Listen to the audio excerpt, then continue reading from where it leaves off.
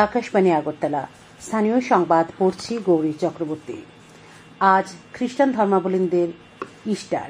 এই উপলক্ষে রাষ্ট্রপতি দ্রৌপদী মুর্মু ভারতে এবং বিদেশে বসবাসকারী খ্রিস্টান নাগরিকদের শুভেচ্ছা জানিয়েছেন।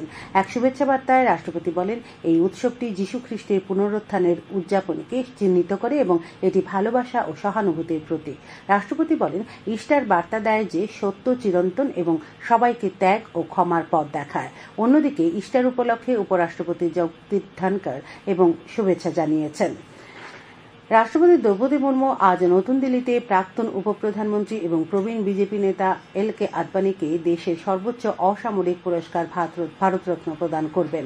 উল্লেখ্য, গতকাল রাষ্ট্রপতি ভবনে আয়োজিত অনুষ্ঠানে প্রাক্তন প্রধানমন্ত্রী পি.ভি. নরসিমহা রাও এবং চৌধুরী চরণ সিং, কৃষি বিজ্ঞানী এম.এস. স্বামীনাথন এবং বিহারের দুইবারের প্রাক্তন মুখ্যমন্ত্রী কর্পূরী ঠাকুরকে মরণোত্তর ভারতরত্ন সম্মান প্রদান করেন। রাজ্যে লোকসভা নির্বাচন এবং রামনগর বিধানসভা কেন্দ্রের উপনির্বাচনে বিজেপি প্রার্থীদের পক্ষে প্রচারে আসছেন প্রধানমন্ত্রী নরেন্দ্র মোদী, কেন্দ্রীয় স্বরাষ্ট্রমন্ত্রী অমিত শাহ, প্রতিরক্ষামন্ত্রী রাজনাথ সিং এবং বিজেপির সর্বভারতীয় সভাপতি জে.পি. নাড্ডা।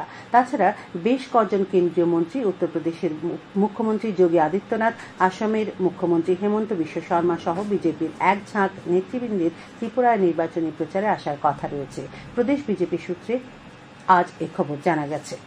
রাজস্থানের প্রতিষ্ঠা দিবস উপলক্ষে গতকাল রাজভবনে একটি অনুষ্ঠানের আয়োজন করা হয়। উপস্থিত ছিলেন রাজ্যপাল ইন্দ্রসেনা রেড্ডি নাল্লু, উচ্চশিক্ষা দপ্তরের বিশেষ সচিব রাভেল হেমেন্দ্র কুমার সহ অন্যান্য বিশিষ্টজনেরা। রাজ্যপাল শ্রী নাল্লু অনুষ্ঠানে রাজস্থানের সংস্কৃতি, ঐতিহ্য এবং পর্যটনের কথা উল্লেখ করেন। অনুষ্ঠানে রাজস্থান থেকে আগত অতিথিদের সম্বর্ধনা জানান রাজ্যপাল। পশ্চিম ত্রিপুরা লোকসভা আসনে বিজেপি প্রার্থী বিপ্লব কুমার দেবের সমর্থনে গতকাল ধনপুর বিজেপি মন্ডল কমিটির উদ্যোগে একটি নির্বাচনী সমাবেশের আয়োজন করা হয়। উপস্থিত ছিলেন মুখ্যমন্ত্রী অধ্যাপক ডা. মানিক সাহা, কেন্দ্রীয় সামাজিক ন্যায়, বিচার ও ক্ষমতায়ন প্রতিমন্ত্রী প্রতিমা ভৌমিক, সিপাহীজলা জিলা পরিষদের সভাধিপতি সুপ্রিয়া দাস দত্ত, ধনপুরের বিধায়ক বিন্দু দেবনাথ, বিজেপি সংখ্যালঘু মোর্চার সভাপতি বিল্লাল মিয়া প্রমুখ। পশ্চিম ত্রিপুরা লোকসভা আসনে নির্বাচন সুষ্ঠুভাবে সম্পন্ন করার লক্ষ্যে গতকাল পশ্চিম ত্রিপুরার জেলা শাসক এবং সমাহর্তার কার্যালয়ে একটি বৈঠক অনুষ্ঠিত হয়। বৈঠকে পশ্চিম সংসদীয় ক্ষেত্রে সাধারণ পর্যবেক্ষক বিবেক এল বিমানোয়ার, ব্যয় পর্যবেক্ষক প্রদীপ শর্মা, পুলিশ পর্যবেক্ষক রামকুমার, পশ্চিম ত্রিপুরা জেলা শাসক ড. বিশাল কুমার সহ 14 জন এআরও এবং 16 জন নির্বাচনে নিযুক্ত নোডাল অফিসাররা উপস্থিত ছিলেন। বৈঠকে নির্বাচন সংক্রান্ত বিষয়ে নোডাল অফিসারদের করণীয় বিষয় সহ 790টি ভোট গ্রহণ কেন্দ্রে নিরপেক্ষ, অবাধ ও সুষ্ঠু নির্বাচনেরও গুরুত্ব আরোপ করা হয়। পশ্চিম ত্রিপুরার জেলা শাসক তথা সমাহর্তার কার্যালয়ের উদ্যোগে গতকাল আগরতলা টাউন হলে নির্বাচনে নিয়োজিত মাইক্রো অবজারভারদের নিয়ে একটি প্রশিক্ষণ শিবির অনুষ্ঠিত হয়। উপস্থিত ছিলেন লোকসভা নির্বাচনে পশ্চিম ত্রিপুরা আসনের দায়িত্বে থাকা দুজন সাধারণ পর্যবেক্ষক বিবেক এল বিমানোয়ার এবং ভূপেশ চৌধুরী, পশ্চিম ত্রিপুরা জেলার অতিরিক্ত জেলা শাসক সুভাষ চন্দ্র সাহা সহ নির্বাচনের দায়িত্বে থাকা মাইক্রো অবজারভাররা।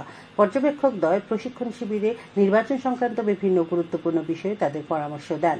পাশাপাশি নির্বাচনে মাইক্রো অবজারভারদের কর্তব্য সম্পর্কেও অবগত করেন তারা। সিপাহীজলা জেলার জম্পুইজলা মহকুমা ও বিশালগড় মহকুমা স্ট্রং রুম ও গণনা কেন্দ্র গতকাল পরিদর্শন করেন লোকসভা নির্বাচনের পশ্চিম আসনের দায়িত্বপ্রাপ্ত সাধারণ পর্যবেক্ষক ভূপেশ চৌধুরী। তার সঙ্গে ছিলেন সংশ্লিষ্ট মহকুমা শাসক ও পুলিশ আধিকারিকরা। গণনা কেন্দ্র ও স্ট্রং রুমের ব্যবস্থাপনার পর্যবেক্ষণ করে সন্তোষ ব্যক্ত করেছেন পর্যবেক্ষক।